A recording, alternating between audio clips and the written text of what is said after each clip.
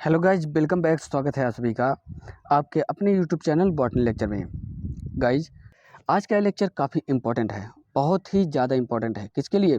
ध्यान दीजिएगा, BSc fourth semester वाले, जितने भी बीएससी फोर्थ सेमेस्टर के स्टूडेंट हैं बीएससी के, उनके लिए भी इम्पोर्टेंट है। और एमएससी, ध्यान दीजिएगा, एमएससी सेकेंड सेमेस्टर, अभी फर्स्ट सेमेस्टर चल रहा है, जो सेकेंड सेमेस्टर आने वाला है एमएससी वालों का, उसमें भी ये दिया गया है। यही पहला क्वेश्चन यही है। उसके बाद ध्यान दीजिएगा, एमएससी बॉटनी से फाइनल ईयर के जो स्टूडेंट हैं, ठीक है, फाइनल ईयर के जो स्टूडेंट हैं उनमें भी यही क्वेश्चन दिया गया है। और साथ ही साथ बीएससी फाइनल ईयर के जो स्टूडेंट हैं, ध्यान देंगे कि उनमें भी बॉटनी में ये दिया गया है। यानी कि आप समझ लीजिए, बीएससी चाहे सेमेस्टर वाइज हो या एनुअल हो, एमएससी सेमेस्टर वाइज हो या एनुअल हो, उन सब के लिए ये क्वेश्चन सबसे ज़्यादा इंपॉर्टेंट है, जो कि टॉपिक का नाम है economic botany. So guys, economic botany का सबसे इंपॉर्टेंट क्वेश्चन यहाँ पर डिस्कस करने वाला हूँ, और उम्मीद कर रहा हूँ कि आप लोगों को बहुत ही अच्छा लगेगा। चलिए स्टार्ट करते हैं। क्या इंपॉर्टेंट है और कहाँ से इस पर क्वेश्चन आते हैं वेरी शॉर्ट टाइप के, और कहाँ से लॉन्ग में। लॉन्ग में तो समझ लीजिए, जितना मैं यहाँ इसमें बताने वाला हूँ इस वीडियो में, पूरा लॉन्ग में आता है। ठीक है, आइए स्टार्ट करते हैं। Origin and domesticated of cultivated plants, centre of diversity of plants, ये मेन फोर्थ सेमेस्टर का, बीएससी फोर्थ सेमेस्टर का ये यूनिट का नाम हो जाएगा। ठीक है, और ये टॉपिक का नाम हो जाएगा। आइए डिस्कस करते हैं। सबसे पहले सेंटर ऑफ ओरिजिन क्या होता है, एक एक पॉइंट पर डिस्कशन होगा, और सबको ध्यान से देखते चलिएगा, क्योंकि क्वेश्चन कहाँ से पुटअप होता है यही आपको बताऊंगा। तो बीएससी फाइनल वाले और फोर्थ सेमेस्टर वाले ध्यान देंगे कि सेंटर ऑफ ओरिजिन, सबसे पहला क्वेश्चन वेरी शॉर्ट टाइप का आता है, सेंटर ऑफ ओरिजिन क्या है, या फिर कभी कभी centre of origin and centre of diversity में डिफरेंसेस आ जाता है। तो इन दोनों को ध्यान में रखते हुए इस क्वेश्चन को पढ़ना है। चलिए पहले देखते हैं कि सेंटर ऑफ ओरिजिन क्या है। Centre of origin, a crop is a place where this crop species initially originated. Centre of origin actually में होता क्या है? एक ऐसी फसल, एक ऐसी क्रॉप जो कि पर्टिकुलर किसी एरिया में उसका ओरिजिन हुआ होगा, उसी को बोलते हैं सेंटर ऑफ ओरिजिन। यानी किसी प्लांट का जिस स्थान पर ओरिजिन हुआ होगा स्टार्टिंग में, उसी को बोलते हैं सेंटर ऑफ ओरिजिन। या फिर इसको दूसरे टर्म में यूज करते हैं नेटिव। क्या यूज करते हैं? नेटिव यूज करते हैं। तो ध्यान दीजिएगा, इनमें से कोई भी टर्म हो आपको यही लिखना है डिफिनीशन। ठीक। Since there is evidence that crop species were not uniformly distributed throughout the world. चलिए अब देखते हैं centre of diversity. Centre of diversity क्या है? On the other hand, for the same plant species और the area, एक plant, एक ही प्रकार की प्लांट स्पीसीज किसी एरिया पे ग्रो कर रही है, लेकिन उनके बीच में क्या होगी? Maximum diversity is available. एक दूसरे के बीच में क्या हो? विभिन्नताएं बहुत ज़्यादा पाई जा रही हों, लेकिन स्पीसीज क्या है? एक ही हो, तो उसको बोलते हैं सेंटर ऑफ डाइवर्सिटी। ये दोनों में विभिन्नताएं होती हैं। अब दूसरा देखते हैं, नेक्स्ट पॉइंट इसमें देखेंगे। Although centre of origin and centre of diversity of a particular crop are generally the same, but it is not always necessary.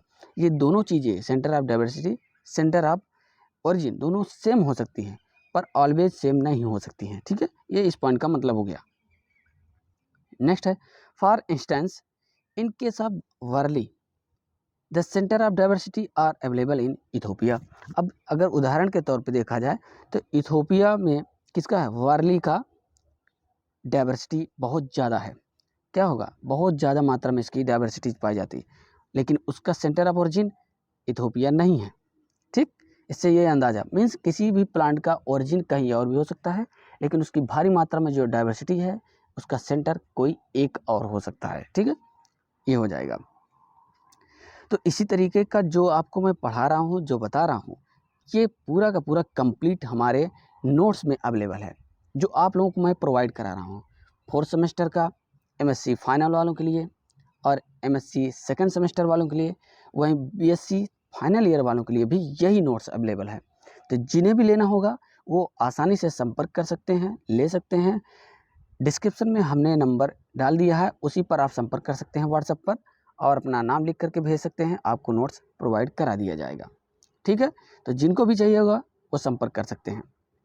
For study of the centre, next point में देखते हैं। For study of the centre of origin, wide range of plant material from all over the world was collected by the famous Russian scientist. अब इसी को ध्यान में रखते हुए, इसी डाइवर्सिटी, इसी ओरिजिन को ध्यान में रखते हुए साइंटिस्ट N.I. वेबिलोव ने क्या किया था, ओवरऑल पूरे विश्व भर के जितने भी प्लांट थे उन सबको क्या किया था, डिस्क्राइब कर दिया था उनके ओरिजिन के आधार पे।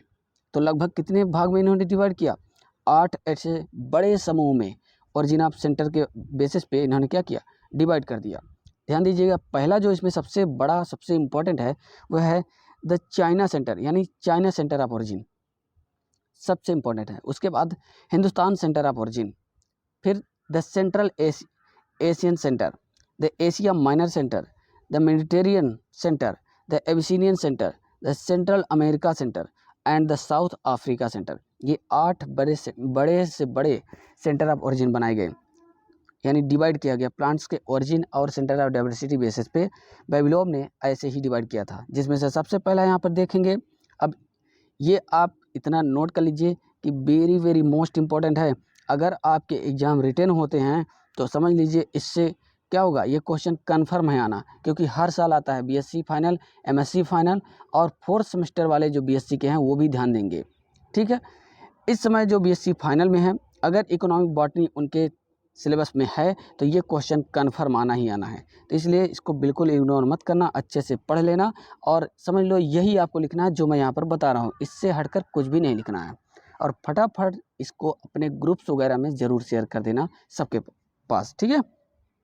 चलो अब देखते हैं। पहला चाइनीज़ सेंटर सबसे इंपॉर्टेंट है, इसको अपने दिमाग में बैठा लेना है।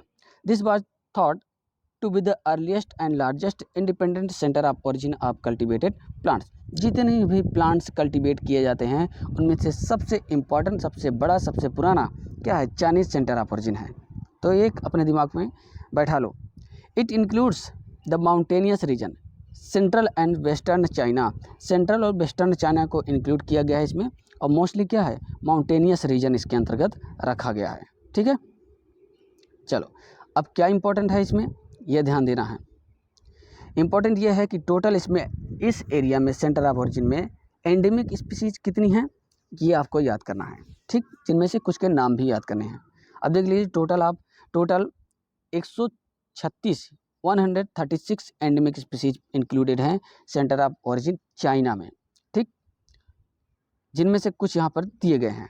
पहला millets, soybean, bamboos, onion, egg plant, cucurbits, citrus species, sugar cane, tea, cinnamon, cherry.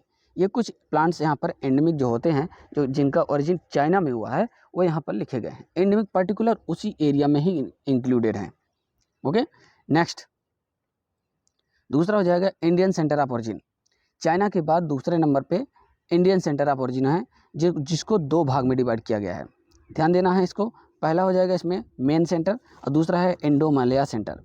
तो मेन सेंटर में क्या है, दिस सेंटर इंक्लूड असम। इसके अंतर्गत कौन कौन से एरिया आते हैं, असम, बर्मा, विद 117 यानी 117 एंडेमिक स्पीसीज। इसके अंतर्गत 117 एंडेमिक स्पीसीज इंक्लूडेड हैं, जिनमें से कुछ के नाम यहाँ पर दिए गए हैं, paddy, mango, orange, jute, coconut, black pepper, yam and egg plant, ये हो जाएंगे। नेक्स्ट हो जाएगा दूसरा इसी में इंडो मलया सेंटर।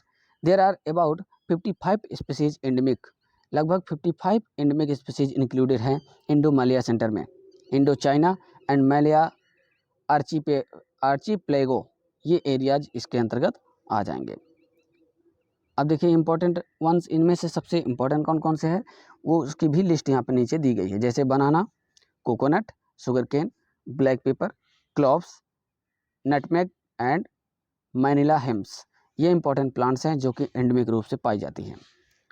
गाइस अगला हो जाएगा तीसरा सेंटर ऑफ ओरिजिन। 2 हो गए, एक में इंडिया इंक्लूडेड है और एक में चाइना इंक्लूडेड है। इसी को अपने ध्यान में लेकर के चलना है आगे, ठीक। तीसरा हो जाएगा central Asiatic centre of origin.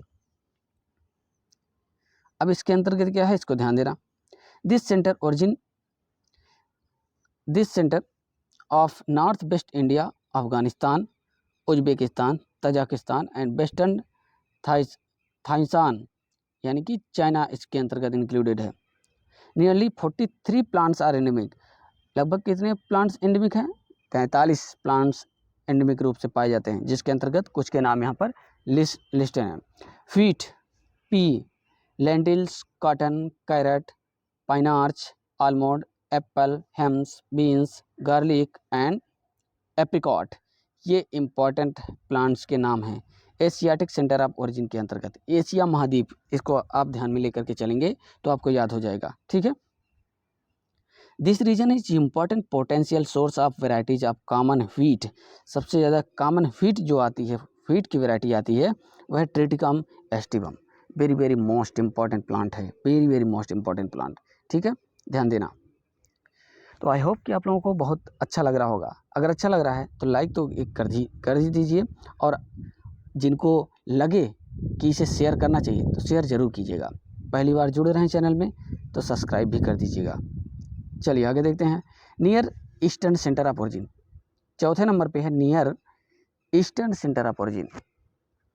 इसके अंतर्गत the area covered by the centre is the interior of Asia minor, Asia minor, whole of Transcaucasia and Iran and the highland of Turkmenistan. ये कुछ कंट्रीज एरियाज हो जाएंगे जिसके अंतर्गत ये included है। देयर आर 83 स्पीसीज एंडेमिक, इसमें लगभग 83 ऐसी स्पीसीज हैं जो एंडेमिक रूप से पाई जाती हैं। The centre is important as it has at least 9 indigenous species of the wheat and rye. लगभग 9 ऐसे इंडिजिनस स्पीसीज हैं टोटल 83 में से।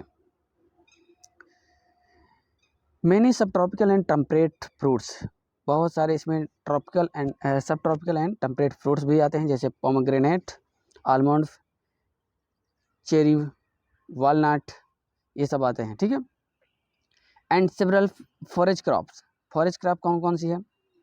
अल्फाल्फा, पर्शियन क्लोवर्स, ये हो जाएंगे, ठीक है, फॉरेज क्रॉप जो कि ग्रासेस के रूप में यूज होते हैं एनिमल्स के लिए। Are also native to this region, ये सभी का रीजन नेटिव क्या हो जाएगा? इन सब का नेटिव हो जाएगा near eastern centre of origin. अगला 5th नंबर पे है मेडिटेरियन सेंटर ऑफ ओरिजिन। 5वें नंबर पे है very very most important Mediterranean. लगभग यहाँ पर 84 स्पीसीज हैं जो कि एंडेमिक रूप से पाई जाती हैं और इनका नेटिव यही है, यानी ओरिजिन यही है। आपको क्या चीज़ें याद करना है इसमें? सबकी हेडिंग याद कर लेना है। दूसरे नंबर पे एंडेमिक स्पीशीज़ के नंबर याद कर लेना है। तीसरा क्या याद करना है? जितने भी यहाँ पर एग्जांपल हमने दिए हैं उनमें से कम 2 से 3 प्लांट के नाम याद कर लीजिए। इतना ही आपको करना है हर हेडिंग के अंतर्गत। उसके बाद उसके अंतर्गत जब आप लिखेंगे तो थोड़ी सी पॉइंट्स अपने हिसाब से बढ़ा चढ़ा के आप लिख सकते हैं, लेकिन ये 2-3 चीज़ें एकदम क्लियर रूप से एग्जैक्ट होना चाहिए, ठीक है, तभी आपको अच्छे मार्क्स मिलेंगे। लेकिन आइए ध्यान दीजिएगा, इसको जब लिखने लगेगा बहुत अच्छे तरीके से पॉइंट वाइज, जैसे हमने यहाँ पर मेंशन किया है, ठीक उसी तरीके से पॉइंट वाइज आपको लिखना है, ड्रा करना है अपनी कॉपी पर, ठीक है, ध्यान दीजिएगा इस बात का खासकर। अगला हो गया Abyssinian centre of origin. Abyssinian centre of origin में included Ethiopia, Eritrea and part of Somalia, ये सभी पार्ट हो जाएंगे, जिसके अंतर्गत लगभग 38 नेटिव स्पीसीज हैं। Wheat, barley, sesame, castor bean, coffee and lady fingers, ये सब की स्पीसीजें पाई जाती हैं जिनका ओरिजिन कहाँ है? एबिसिनियन सेंटर ऑफ ओरिजिन ही है। आई होप कि आपको अच्छा लग रहा है। नेक्स्ट हो जाएगा 7th नंबर पे। 7वां सेंटर ऑफ ओरिजिन क्या है? South Mexican and central American centre of origin, ये हो जाएगा। इसके अंतर्गत देखना है this region which includes the southern part of Mexico, Costa Rica, Guatemala and Honduras region in the home of many important cultivated plants like कौन कौन से plants का? It is the primary center of corn, sweet potato and red pepper, upland cotton, papaya, guava and tobacco are the important crop of this region। इस region के सबसे important crops यही सब हैं, तो याद कर लीजिए इन सबको। Next south America centre of origin. South American centre of origin में क्या हो जाएगा? पेरुवियन, इसको 3 पार्ट में डिवाइड किया गया है, ध्यान दीजिएगा। Peruvian, Ecuadorian, Bolivian centre of origin. दूसरा है चिलो सेंटर और तीसरा है ब्राज़ीलियन पैराग्वियन सेंटर। इसको ध्यान दीजिए। पहला, the high mountainous region of pre Inca civilisation in native home tomato, potato, red pepper, cinchona को याद कर लीजिएगा, टोबैको, पंपकिन्स, इजिप्टियन कॉटन्स, ये हो जाएंगे प्लांट्स इसके अंतर्गत। दूसरे वाले में हो जाएगा it is an island near the coastal of southern Chile which is considered to be a region of origin of potato. Most of the potato का ओरिजिन यही हो जाएगा। और लास्ट हो जाएगा ब्राज़ीलियन में आ जाएगा the important crop native to Brazil and Paraguayan region और groundnut, cashew nut, rubber tree, cassava and pineapple. ये कुछ प्लांट्स इंपॉर्टेंट इसके अंतर्गत हो जाएंगे। तो दोस्तों आई होप कि आपको बहुत अच्छा लगा होगा इस वीडियो में, क्योंकि एक एक पॉइंट जो मैंने बताया है ऐसे ही पॉइंट वाइज नोट्स में बना हुआ है। इसलिए बार बार कहता हूँ कि जिनको ऐसा लगे कि उनके आगे की जो एमएससी करने वाले हैं उनके भी सिलेबस में वो काम आ जाएगा। जब आप एमएससी कहीं करने जाएंगे तो यही सारी चीज़ें आपको मिलने वाली हैं। तो एक बार आप नोट्स लेंगे तो आपको हमेशा काम आने वाली है। इसलिए सीरीज़ क्या होती है, आप एक बार लेकर के फेंक देते हैं पेपर देने के बाद, लेकिन आप नोट्स को हमेशा संभाल के रखेंगे। इसलिए आपको अगर ज़रूरत होगी, जिनको भी ज़रूरत लगे, जिन्हें लगे कि इस नोट से उनका काम हो सकता है, तो वो हमें संपर्क कर सकते हैं। ठीक है, ले सकते हैं। इस वीडियो में बस इतना ही। आप सभी का धन्यवाद। वीडियो को फटाफट शेयर कर दीजिए और लाइक कीजिए, कमेंट कीजिए। धन्यवाद।